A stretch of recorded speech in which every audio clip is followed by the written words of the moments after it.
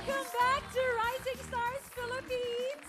Nako, ngayong gabi ho, this next performer is very beautiful and bubbly. Do you agree with me, Nico? Of course, I agree. Of course! Napakaganda ho nito at kasing ganda ng kanyang itsura, ang ganda rin ng kwento ng kanyang buhay. At kasing ganda mo, siyempre. Inaantay Mawawala ba naman yan? ko. Nako, but there's more to that beautiful looks. Ayan, kaya eto na siya from San Carlos City, Negros Occidental, the singing songstress, Lian Layumas.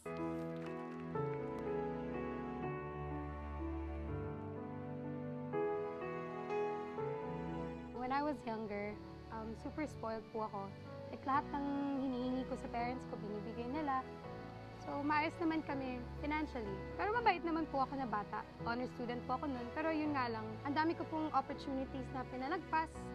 Tinake for granted ko po. Tapos, umalis yung mommy ko. Nung 11 years old ako, my world fell apart and I felt lost. One day, umalis na din si daddy. Pumunta siya sa UK. At alam ko naman na it's for the best at para sa amin yun. At least nandun yung lola namin. And then si mama. Yung pag-alis ni daddy, yun talaga yung parang calling ko. Pag may opportunity na dumaan sa akin, kukunin ko nun talaga. Nagpapasalamat talaga ako sa Rising Stars.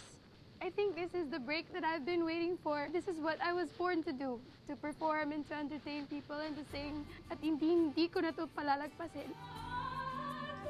Always believe no matter who you are, song can take you far, you'll be a star. Through the show, I'm going to make my dad proud. Sa mom ko, I promised her na manalo matalo, I'm going to be helping her.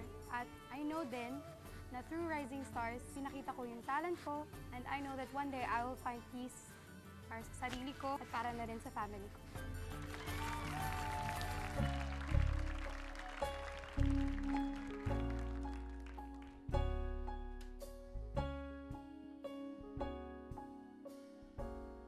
Spend all your time waiting for that second chance, for a break that will make it okay. There's always some reason to feel not good enough, and it's hard at the end of the day. I need some distraction. Oh, beautiful release. Memories seep through my veins. Let me be empty. Oh, and wait, listen, baby. We'll find some peace tonight. In the arms of the angel. Lie away from here, from this dark hotel room, and the endlessness that you feel. You are pulled from the wreckage of your silent reverie. You're in the arms of the angel. There you find some comfort here. You're in the arms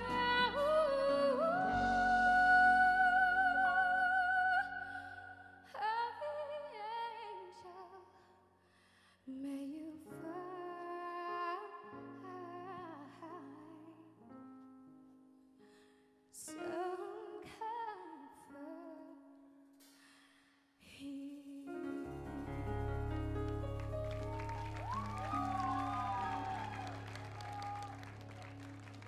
Hey, Lian, are you okay? Wow, buti na lang doon sa dulo ka umiyak. Oo. You okay? Okay ka lang? Alright. Papa Jack, may problema yata siya. Kailangan niya ng advice. Sige po, wag na pong mandamay. Sino bang... Lian, Okay.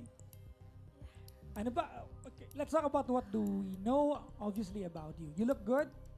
We all know you can sing really well.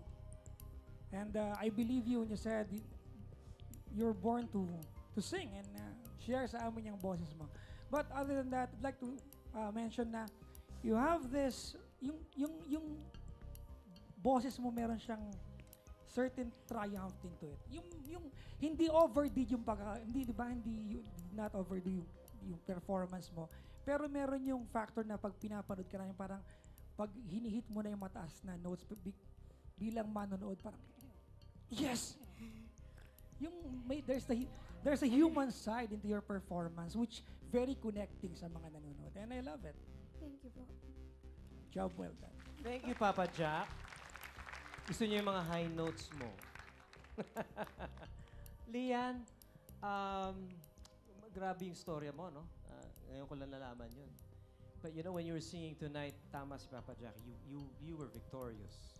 Despite kung ano man yung dinaanan mo. Tatanong ko lang, idol mo ba si Celine Dion? Ha? Tama ba? Nung maliit pa po ko yung kinakanta ko ng mga songs. Talaga? So idol mo siya? Kasi naririnig ko siya sa'yo. No? Hindi masama yun. Merong ganun eh. May pinanggagalingan yung styles natin. And I can hear it. You know, very subtle. Kaya pala nung kumanta ka ng bakit ako mahihiya, may Celine Dion. Walang masama doon. You know, I think as you progress as a singer, you'll develop your own style. Ang masasabi ko sa performance mo tonight, it was very tasteful. Very tasteful. Ang ganda-ganda. Congratulations. Ngayon, alam natin na si Lian, dun sa storya niya, her mother left her when she was very young, and yung father niya is in the UK. So, no one's gonna be here to join her tonight to give her a message. So, hinga na lang natin si Lian ng message, if it's okay. No? Sa mother mo o sa father mo, who might be watching. Mom, I hope you're watching this. I'm here now.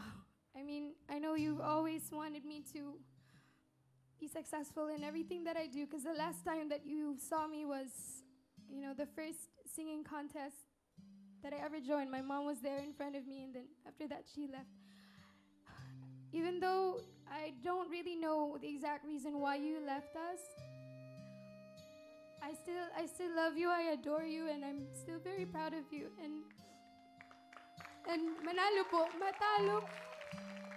Whatever I gain from this experience and from this competition, I'm going to help you. I'm going to take you away from there.